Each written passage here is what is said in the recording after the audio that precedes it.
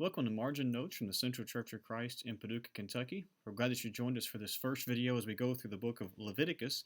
If you are new to Margin Notes, this is the fourth book of the Bible that we have done, which may sound strange since it's the third book of the Bible.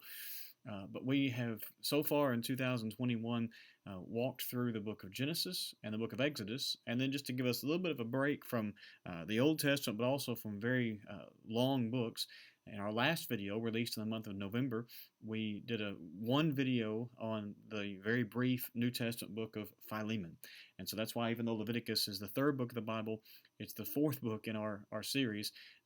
We don't plan to go straight through the 66 books, but do that mostly, but then jump over every once in a while and do a shorter book or a New Testament book or something.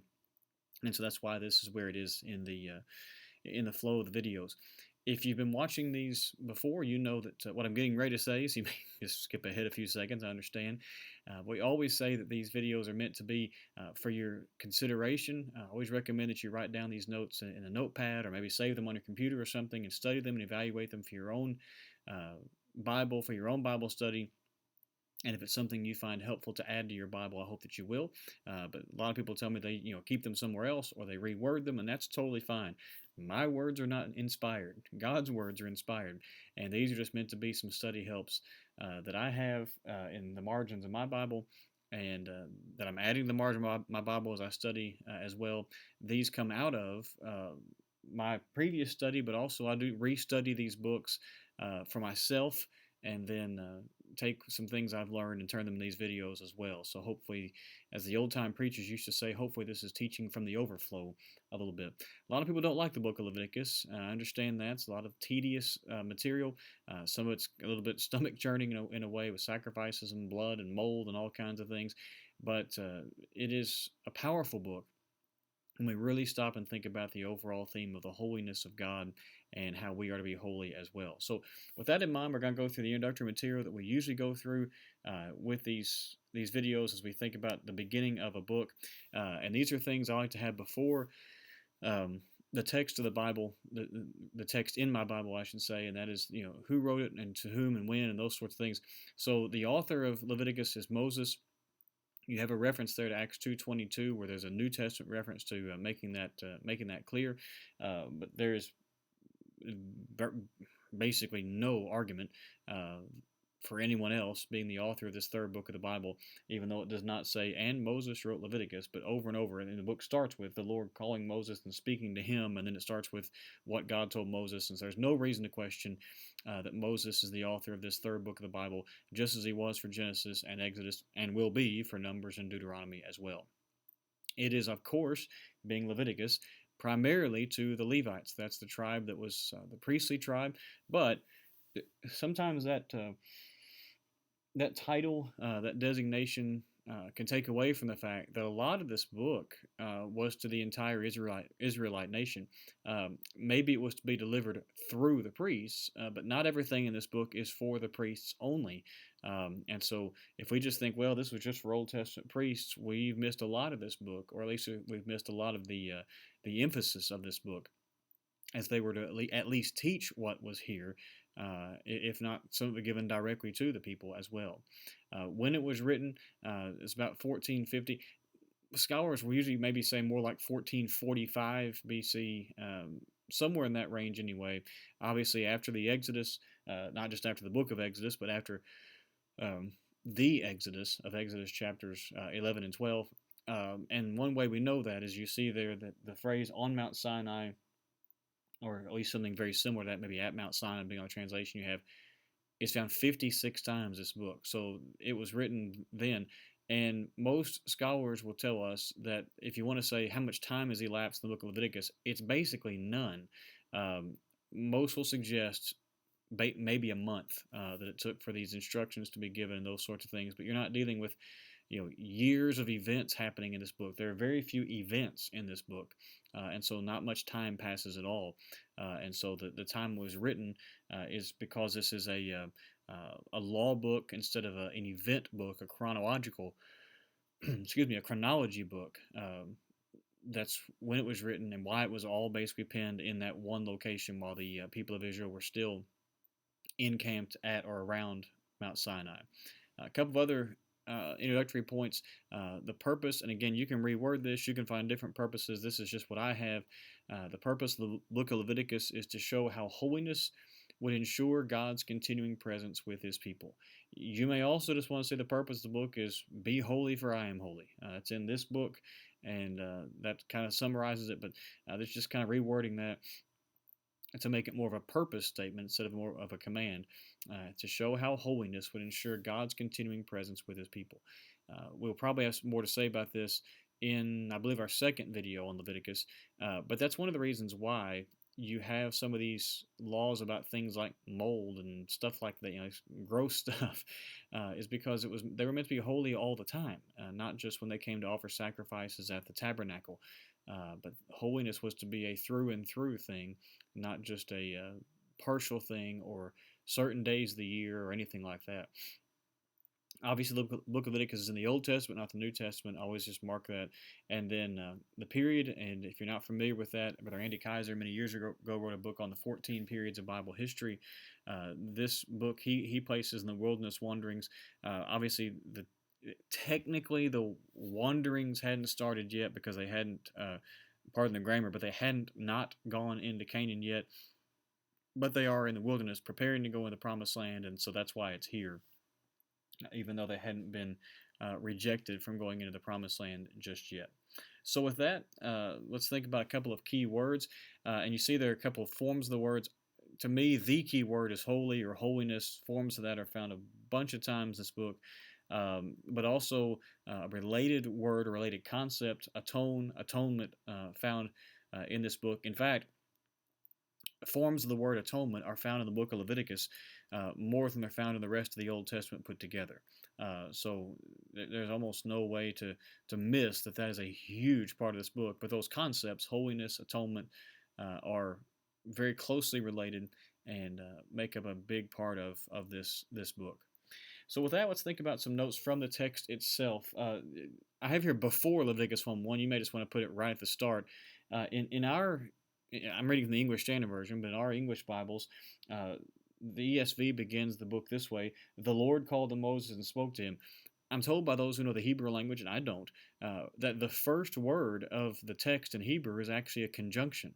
It's sort of "and the Lord" and that sort of thing, and basically saying this is a continuation, not meaning there's the same book, in other words, it's not the book of Exodus, Leviticus, but that this is meant to be read just as a continuation of that law that began with the Ten Commandments in Exodus chapter 20 and continued from there basically through the rest of the book of Exodus. And the book of Exodus ends with God's glory coming to the tabernacle, and so that it just makes sense logically that the story just kind of picks up with, God's glory is at the tabernacle, and here's how you're supposed to live. So in the Hebrew text, the first word is what we would call in our English a conjunction, showing that this is just a continuing thought. Again, not a continuing book, but a continuing thought of those laws given at the end, the second half of the book of Exodus. All right, from Leviticus chapter 1 and verse 2. Let's read verses 1 and 2 together. "The Lord called Moses and spoke to him from the tent of meeting, saying, Speak to the people of Israel and say to him, When any one of you brings an offering to the Lord, you shall bring your offering of livestock from the herd or from the flock." The key word is the word brings, and really the word bring, both in this verse. I just have brings marked for this one, but it's the same concept. And that is this, that the word literally means draws near. Now, that would be obvious. To bring something, you got to get near something. But the word that's used there, to draw near, if anyone draws near an offering to the Lord, not the right word, indicates is the right word, an invitation or relationship language. In other words, this is not just duty. It's not just something you do because you have to do it. We are drawing, these Old Testament Israelites, the priests and such, were drawing near to God by bringing these sacrifices. Chapter 1 dealing with the burnt offerings. And by the way, I didn't do a slide on this, but if your copy of the Bible does not list the types of sacrifices, especially in chapters 1 through 7, which is why this is one video going through chapter 7, take the time to mark those. You can find a list of those online in a 5-second Google search. and it'll just help sort of break up these first 7 chapters for you that deal with different types of sacrifices, so you know kind of when you flow from one to the other. Just want to point that out here. But when you think about these chapter 1 burnt offerings, we might just think, well, they did this because they had to. No, even the language itself, they draw near, uh, indicated a relationship, not just a sense of obligation or duty. Certainly, they did it out of those things, and it is an obligation. It was a duty to do those things. But the language itself also indicated something deeper that the people were supposed to understand as they brought these sacrifices to God. Again, in chapter 1 specifically, burnt offerings. Chapter 1 and verse 3, and don't worry, we don't have all that many notes. A bunch of them just had to be right at the beginning here because they set the standard for a lot of things throughout the book. And by the way, let me say this as well. We're only doing 3 videos on Leviticus, not because the book is boring or anything like that, but because if you've ever read through it, a lot of it is repetitive. And so there's a lot that you can make notes. In fact, in the Bible that I make my notes in, this is my book on Leviticus. Let me just turn, for example, these are notes just from the first verse of chapter 2. And the reason is because the same concept is found later in the book. And so that's why we're doing 3 videos. Again, not because it's boring, but because a lot of it's repetitive and some of it is tedious, let's just be honest. And we can make hundreds of notes about every last little detail. But we're going to avoid doing that on the videos for sure. But back to the video itself. Chapter 1 and verse 3. If his offering is a burnt offering. And so the note here deals with the idea, and it should be offering, singular. The Hebrew word literally means to arise. Now, yes, it's a burnt offering. But do you see, even in that, again, a connection, a relationship? I think we miss that sometimes look at Leviticus. I know I do, or I have for a long time. Again, I sometimes read this as just a code book, just, duty, obligation, and they are. People were to do those things. But the language itself also indicates connection or relationship, and that's even found here in this concept of a burnt offering. It's an offering that was to arise to God. Indicating some type of connection with God. Chapter 1 and verse 9. This is one of those tedious details in a way, but it means something. Everything means something, but we may not figure out why these things mean these things. And I'm sometimes fascinated with some of these little details. Let's read verses 8 and 9. Leviticus 1, 8 and 9. And Aaron's sons, the priests, shall arrange the pieces, the head, and the fat, this is of the burnt offering, on the wood that is on the fire on the altar. And here's the key phrase. But its entrails and its legs he shall wash with water. And the priest shall burn all of it on the altar as a burnt offering, the food offering, with a pleasing aroma to the Lord. So you have this picture of the priest putting everything of the burnt offering on the altar, but there's a certain part or certain parts of the animal, the entrails and the legs, that he was to wash. Why? Well, so there wouldn't be anything defiling in the offering and on the fire. That's a little bit gross to think about, but that's why. There was not to be anything that was defiling whatsoever in any of these offerings. And so that portion of the animal, well, everything else could just be laid on the altar, laid on the wood and such. This part had to be washed first because nothing defiling could be a part of the sacrifice. And that tells us a lot about the sacrifices of our lives that we are to make. And so, again, you find these connections to holiness all throughout the book of Leviticus. And here's just one kind of grotesque detail that points that out to us yet again. Leviticus 2 and verse 1. So you have a second kind of offering now, chapter 2, the grain offerings. When anyone brings a grain offering as an offering to the Lord, his offering shall be of fine flour. He shall pour oil on it and put frankincense on it. And by the way, that phrase, fine flour, you may want to go through a mark that's found several times in the opening verses of this chapter. If you like to mark repeating words or repeating phrases, this is one in the opening part of chapter 2. But fine flour. Why is it called that? Well, I forgot I had that in there. It's 5 times, verses 1 through 7. I forgot that I had that as part of the slide. It's called fine flour because it's made from, I'm told, the inner part of the kernel of the grain. It's not just taking the whole grain and just using everything. It's taking what was considered the absolute best, that inner part of the kernel of grain, and it was often used because it was fine, because it was good, the best, of entertaining important guests, welcoming important guests. So when they brought that kind of sacrifice to God, they were treating him, as it were, as an important personage, as an important person in their life, important being in their life. And again, I apologize for not remembering that repeating thing was on this slide, but you may want to go through Mark, fine flour, found 5 times. What I do is I box them and when they're repeating, and just draw a simple little line between, so I see that connection, and then I have that note out to the side about what fine flour actually is. Don't say that 5 times fast. Leviticus 2 and verse 6. Let's start reading in verse 4. When you bring a grain offering baked in the oven as an offering, it shall be unleavened loaves of fine flour mixed with oil, or unleavened wafers smeared with oil. And if your offering is a grain offering baked on a griddle, it shall be a fine flour, unleavened, mixed with oil. Here's the key verse. You shall break it in pieces and pour oil on it. It is a grain offering. Why were they to break it in pieces? What made any difference to that? Well, several reasons probably, but one that I have marked in my Bible is that it made it similar to the burnt offerings of chapter 1. In chapter 1, they cut the animal into all these pieces and lay those on the altar. Now in chapter 2, you have a grain offering, and even that grain, that what was made from the grain, I should say, was also to be broken into pieces. And you could probably find all kinds of symbolic reasons why that was the case. I'm sure you can. But just simply put, chapter 1, the burnt offerings, and chapter 2, these grain offerings, there's a connection, even with how they are presented, even though the foodstuffs, the items, are very different. Both were to be broken or cut in pieces before they were placed on the altar. Chapter 3, verses 3 and 4. Chapter 3 deals with peace offerings.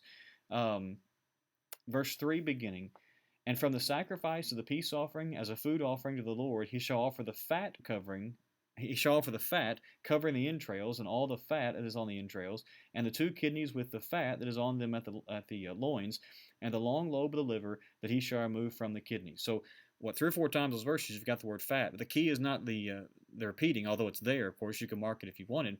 It's why is the fat part of the sacrifice? Interestingly, by the way, as I was studying this for my own and then for these videos, one commentator I read said, well, it's because it would keep the fire burning. Fat tends to burn, and I imagine that's probably part of it, just a practical side of it. But there would also seem to be more. And so what I have in the margin of my Bible is, in that culture, the fat was considered the best portion. It's a reminder that we give our best. One commentator that I read suggested, and you can disagree with it, it's a commentator, it's not inspired, but he suggested that in that culture, and especially at that time, that many of the animals, because they were nomadic, the people were nomadic and traveled and things, many of the animals were very lean. The meat was good, but they were very lean. You didn't have a lot of fat. And so when you had an animal that had fat on it, that was considered the best because that animal had been so well taken care of. And again, you can agree or disagree, but the thought process behind it is good, I think. But the key, I think, is simply that they would have considered that fat, either itself or with the connected meat and such, as the best portion. It's a reminder that they were to give the best, and that we are to give our best when we offer ourselves, when we sacrifice ourselves in service to God. At the end of chapter 3, after the end of chapter 3, that's why I have after verse 17. So really between between chapters 3 and 4. Chapter 3 deals with peace offerings. I just have this note that after this whole chapter on peace offerings, that today Jesus is our peace. And you have references to 4 New Testament passages there that talk about peace we have through Jesus Christ. You can make a connection, by the way, with all of these sacrifices in Jesus. And I'm trying to decide on one of the future videos if we'll actually do that. Later in the book of Leviticus, I have that in a little bit more condensed place with some of the festivals and those sorts of things. But you can make a connection with all these sacrifices as well with Jesus. Make a reference to what he has done on the cross and so forth. And so this is the one for after chapter 3, that Jesus now is our peace. We don't have to bring a peace offering. Jesus is our peace. And you've got the references there in the New Testament that speak about that. Leviticus chapter 4, let's read verses 1 and 2. And the Lord spoke to Moses, saying, Speak to the people of Israel, saying, If anyone sins unintentionally in any of the Lord's commandments about things not to be done, and does any one of them. And then he talks about what they are to do. The key word there, and again I'm reading from the English Standard Version, is the word unintentionally. What does that actually mean? Well, it obviously means it's not pre-planned sin.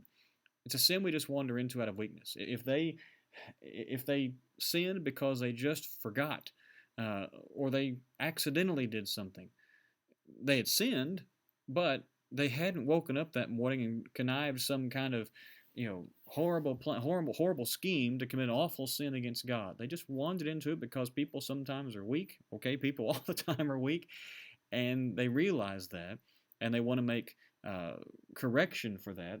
Chapter 4 deals with what's simply called sin offerings.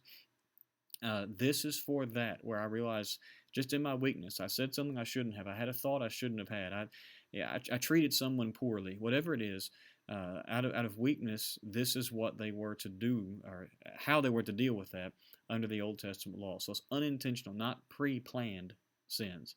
And just a reminder that God cares about all the sins that we commit, not just the ones we wake up in the morning and plan, but even the ones we sin unintentionally. God has a plan for that, and we can be forgiven of those. We have a tender heart towards it, and that's what would have shown with these people, is they didn't make some hardened excuse that, well, I didn't mean to, so it doesn't make any difference. Yeah, it makes a difference, but God has given you a way out of that, and that was the reminder of Leviticus chapter 4. Here is an outline of chapter 4. There's sin offerings because there were some different things to be done, or at least different protocol for different people within the people of Israel. Most Bibles, if your Bible has paragraphs, these will be the paragraphs, but you might just want to write to the side where each paragraph begins. Beginning in verse 2 is, what if the high priest himself sins? That runs all the way through verse 12. From verse 13 through 21, so a good section of the chapter is just the congregation, the whole nation. What if the whole nation does something wrong? Well, here is what you do. That's verse 13. If the whole congregation of Israel sins unintentionally. And so there's an issue there just throughout the nation. Well, once they realize that, here's what they do. Verses 22 to 26 is just of a leader in general. This could be other priests. It could be tribal leaders, but leaders of the people in some form or fashion. And then 27, through 35 is for just ordinary people, individuals within the nation of Israel. Here's how they handle their sin offerings. So each of those paragraphs, they're all under the context of the sin offerings, but here's how each group of people within the nation was to deal with those. The high priest, the whole of the nation, the sins of the leader, and then ordinary people, ordinary Israelites, however you want to word that is fine. But that's the paragraphs of Leviticus chapter 4. Leviticus chapter 5 and verse 1. This is just a point of application, but let's read the verse. If anyone sins, notice it's a sin. If anyone sins, that he hears a public adjuration to testify, and though he is a witness, whether he has seen or come to know the matter, yet does not speak, he shall bear his iniquity. What's the law here in the Old Testament? It's not right to avoid saying what's needed to bring about justice. I saw a crime happen. I know it happened. I'm called to testify, and I just refuse because I don't want to deal with whatever the fallout, the pressure, whatever. It's called a sin in the Old Testament. And you can make an argument, by the way, that this is an outflow of bearing false witness, even though you've borne no witness. In other words, you didn't go to court, but you still bore false witness because you didn't tell the truth. So you kind of make it an opposing way to break that commandment of the Ten Commandments. But there's a point of application there for us as well in the New Testament to make sure we do speak up when we see injustices occur as best we possibly can. Leviticus chapter 5 and verse 15. If I can move my Bible here, let's read verses 14 and 15, because verse 14 just says, the Lord spoke to Moses saying, 15, if anyone commits a breach of faith and sins unintentionally in any of the holy things of the Lord, he shall bring to the Lord as his compensation a ram without blemish out of the flock, valued in silver shekels, according to the shekel of the sanctuary, for a guilt offering. And then verse 16 talks about how he's supposed to make restitution. But the key phrase is that breach of faith. If anyone commits a breach of faith, and it's talking about when you sin against another person. But the word breach of faith, I'm sorry, in the wrong place. It's not talking about sin against another person. It's talking about just a sin against God. But the idea of breach of faith here is means it's an act of infidelity towards God.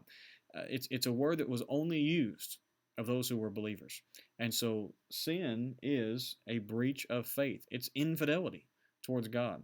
It continues that language you find in the Old Testament many times about the relationship between God and His people being like a marriage, and when it's broken, being like adultery, even like prostitution in the book of Hosea and those sorts of things.